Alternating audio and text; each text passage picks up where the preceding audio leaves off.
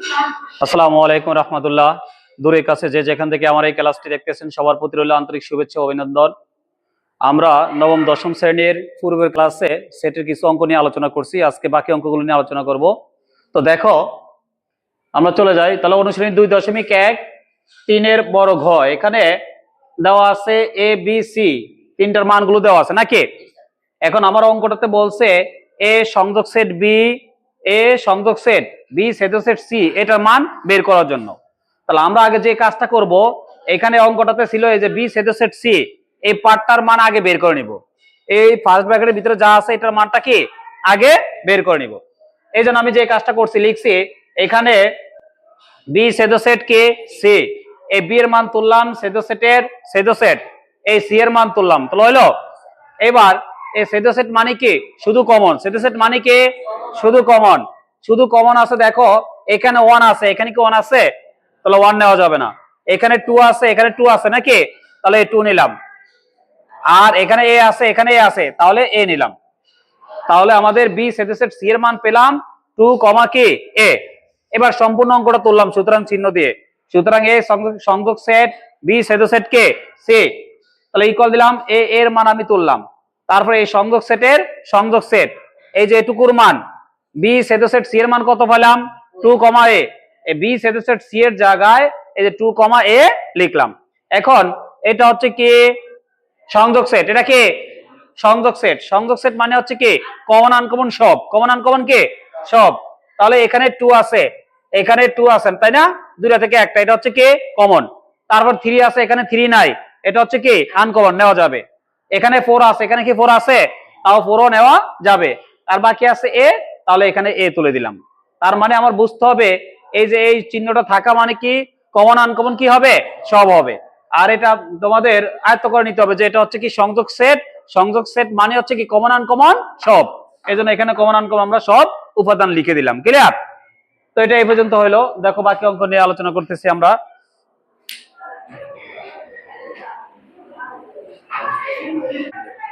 তাহলে দেখো আমাদের 3-এর ও নাম্বার, এখানে দেওয়া আছে এর মান বি এর মান সি এর মান আমরা তুলে নিলাম। ক্লিয়ার?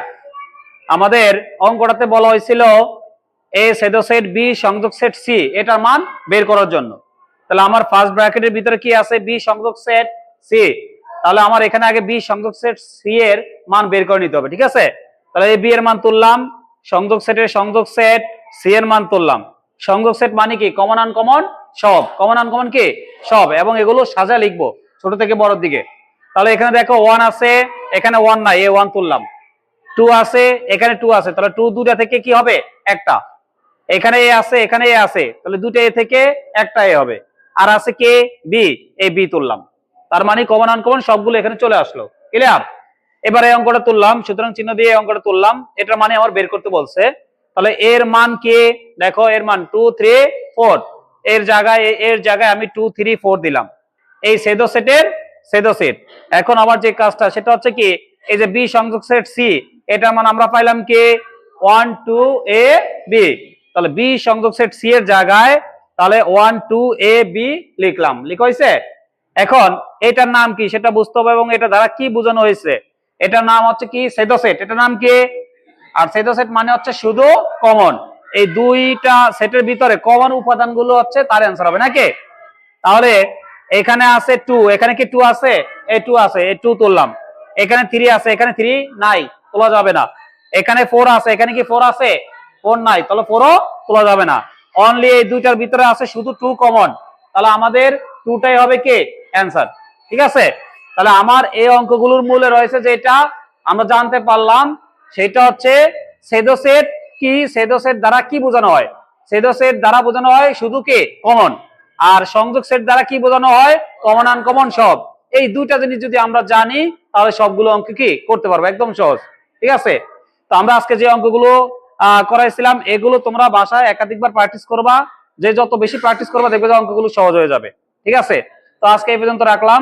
সবাই ভালো থাকো, সুস্থ থাকো, এই আশা ব্যক্ত রেখে আল্লাহ হাফেজ।